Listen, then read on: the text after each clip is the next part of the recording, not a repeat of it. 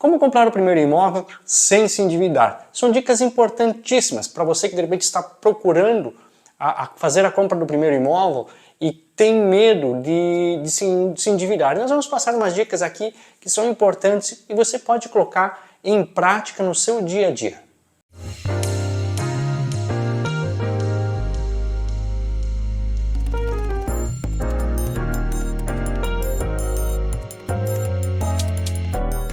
Se inscreva, dá um joinha, compartilhe, comente, é importante para que a gente possa chegar até mais pessoas. A gente vai falar de um sonho da maioria dos brasileiros, né? Que é a compra da casa própria. A compra da casa própria. O que acontece? Como eu trabalho no segmento imobiliário, eu tenho vivenciado muitas situações de famílias ou de pessoas com problemas financeiros e endividamentos gravíssimos após a compra do imóvel. Que era um sonho lá atrás, mas isso se tornou um problema sério. Então hoje eu quero passar para você 7 dicas importantíssimas que se você está pensando em comprar um imóvel, tá? É importante você ter em mente essa situação. O que você deve ter o cuidado de fazer antes de fazer a aquisição do imóvel. Primeiro, é o planejar. O que acontece? Muitas vezes, a maioria das pessoas se empolgam na emoção para comprar um imóvel. E eu sei como é isso, tá? Como trabalho no segmento, tenho esse conhecimento e percebo que as pessoas estão... É um sonho, né? É um sonho comprar imóvel. Então, quando surge alguma coisa, a pessoa vai sem planejar. Sem planejar. O que ela tem que levar em consideração para poder estar fazendo a aquisição de um imóvel? Ela tem que levar em consideração alguns pontos.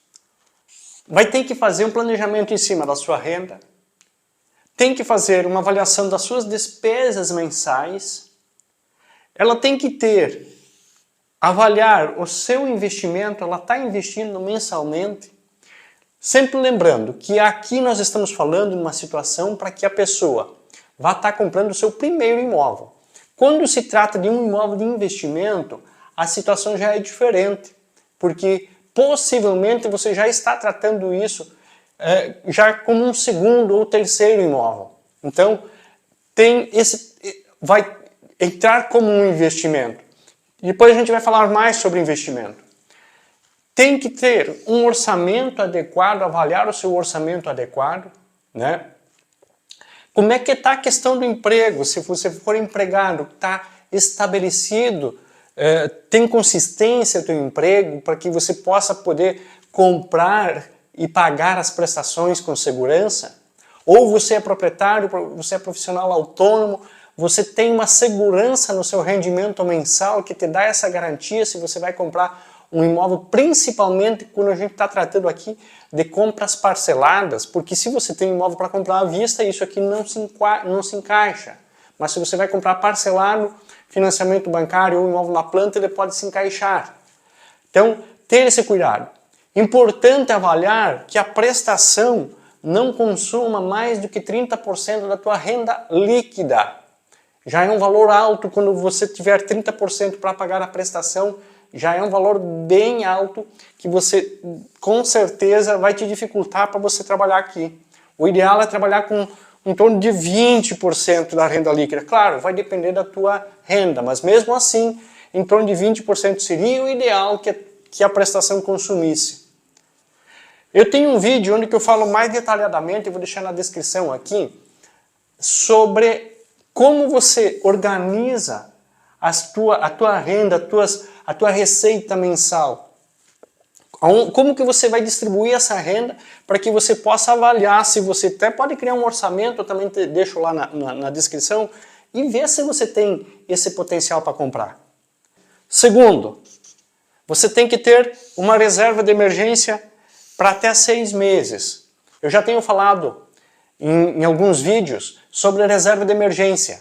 Então você tem que ter a reserva de emergência para até 6 meses você poder passar sem a necessidade, se acaso acontecer algum imprevisto, e você poder utilizar. Inclui-se nessa reserva de emergência, inclusive, o valor da prestação. Ou seja, vamos supor que você precisa de R$3.000 por mês para passar.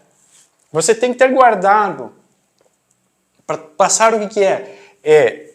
É mercado, é aluguel se você paga aluguel, é alimentação, saúde, médico, manutenção de carro, tudo que você precisa para passar o mês. Você tem um montante, preciso de 3.000, preciso de 2.000, você vai pegar, multiplicar por 6 e guardar numa conta separada para ter essa reserva de emergência numa eventualidade. Você perde um emprego, acontece algum imprevisto, estraga o carro, uma doença, algo nesse sentido. Então, se você tem uma despesa mensal de 2.000, 6 vezes 2, 12.000, você tem que estar lá guardado numa conta específica.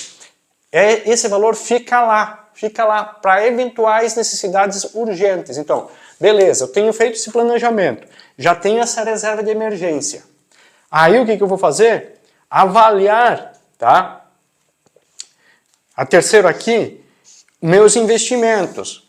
Ou seja, para mim comprar a casa, eu não posso impactar naquilo que eu estou investindo. Mas eu não guardo dinheiro ainda. Então é importante, antes de você começar a querer comprar a casa, começar a guardar. Tá? Nesse vídeo que eu falo aqui, eu falo sobre quanto você deve guardar. Então tu está começando a investir. Tu começa a investir e o dinheiro para comprar a casa, ela vai vir do quadro dos sonhos, que vai estar lá aqui nesse vídeo. Você tem que tirar de lá e não daqui. Então todo mês você guarda lá R$200 numa conta, tem que continuar colocando esse dinheiro de R$200 na conta investimentos, sem que ele seja impactado com a compra da casa.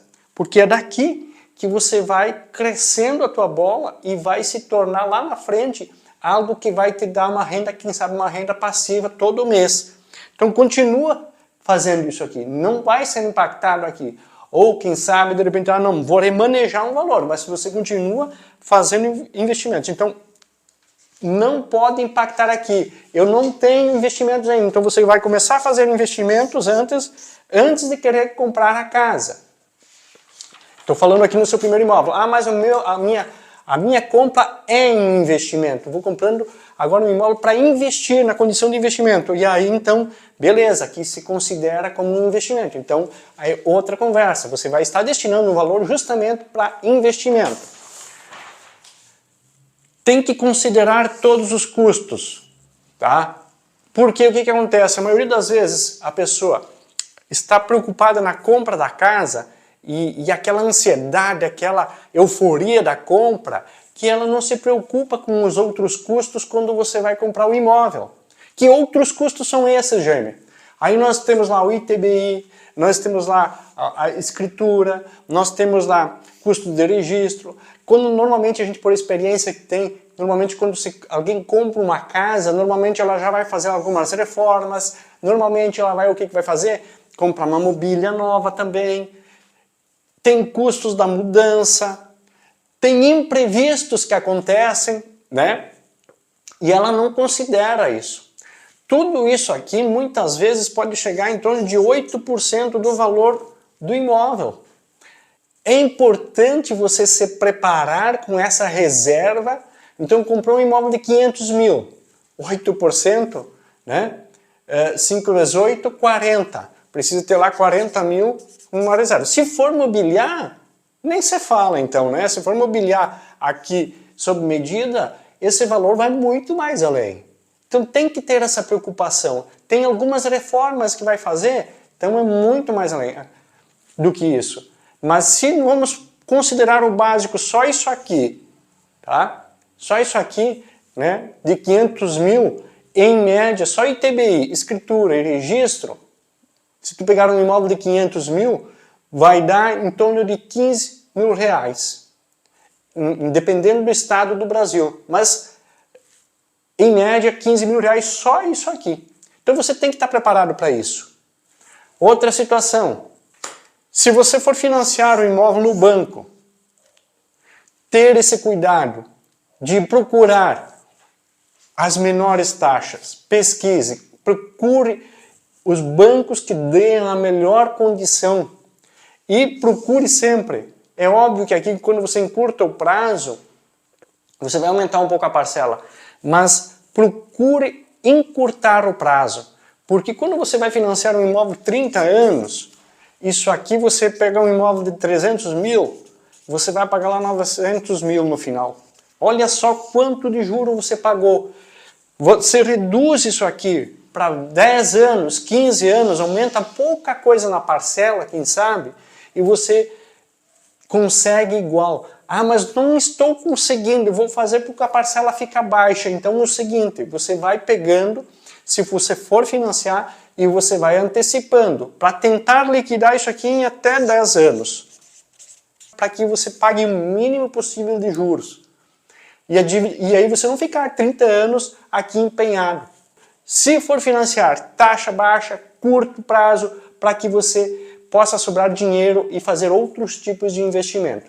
Se você for financiar, comprar na planta, aqui você não tem esse problema, né? Porque daí você avalia a tua capacidade de pagamento, porque na planta você não paga juros e você normalmente são prazos menores, né? Então, na planta sempre é muito mais viável, se tiver essa capacidade de você comprar um imóvel na planta, em construção, e pagar direto para a construtora, ele sempre é muito mais viável, é sempre muito mais interessante, tá bom? O sexto, o que acontece aqui? Não fazer empréstimos para pagar a entrada. A maioria das compras de imóveis você tem que dar entrada. Quando é financiamento bancário, você tem que dar em torno de 20% de entrada. Depende da tua capacidade, mas no mínimo 20% de entrada. Então, o que acontece? A gente tem percebido muito também que as pessoas elas não têm o recurso para entrada. Aí ela vai fazer um empréstimo no nome de alguém ou com alguém para poder dar essa entrada. E o que acontece? Ela vai estar com duas dívidas, ela vai ter o financiamento bancário mais o empréstimo para pagar. E aí isso é um problema sério, porque daí ela não consegue dar mais a volta, porque são duas prestações, porque ela já comprometeu 30% só no financiamento. Aí ela tem um empréstimo lá, por exemplo, você pega um imóvel de 500 mil, ou de 300 mil, vamos pegar um 300 mil que é um imóvel base, um valor baixo.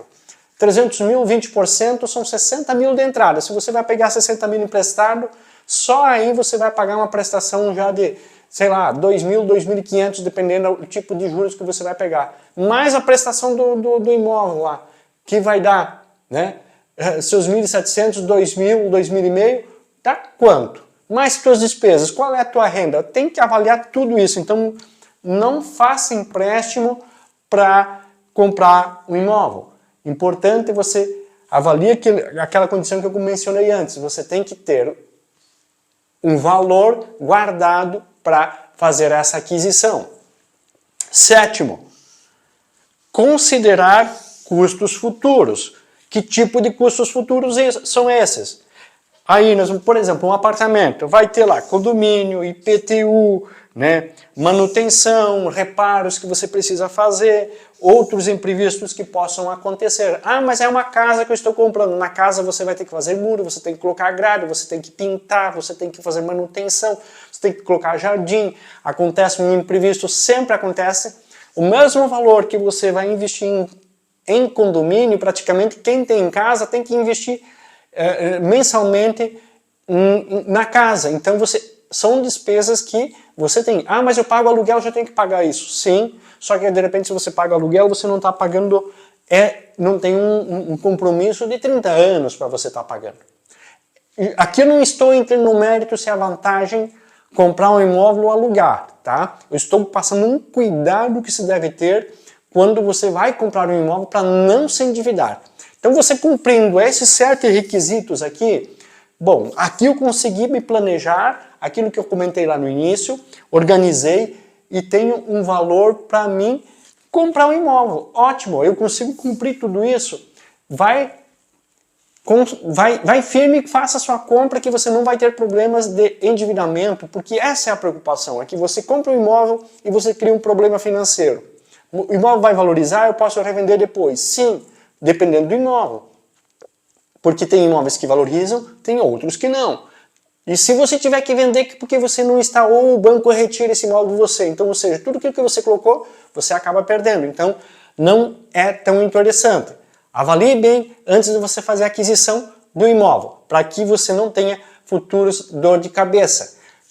Olha só, Provérbios 24, versículo 27, Salomão dava a seguinte instrução: cuide primeiro de seus negócios, da sua situação financeira, depois comece a construir sua casa e formar sua família. Ou seja, ele dava a instrução, ele não está dizendo que não é para comprar casa. Mas essa é uma preocupação que às vezes a gente é forçado tanto a ter que ter o próprio imóvel que você acaba se endividando. Ele diz, primeiro cuide do seu negócio, cuide da sua formação, da sua escolaridade. Depois forme sua família e depois compre sua casa. Então, para que você quando você já esteja estabelecido, você tenha o seu negócio andando, você já esteja formado com conhecimentos para aquilo que é necessário.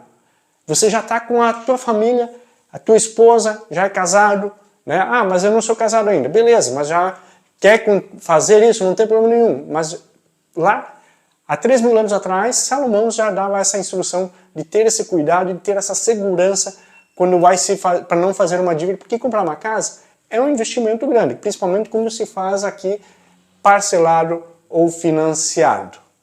Gostou desse vídeo? Dá um joinha, compartilhe, tá? Se inscreva no canal. Nos vemos no próximo vídeo.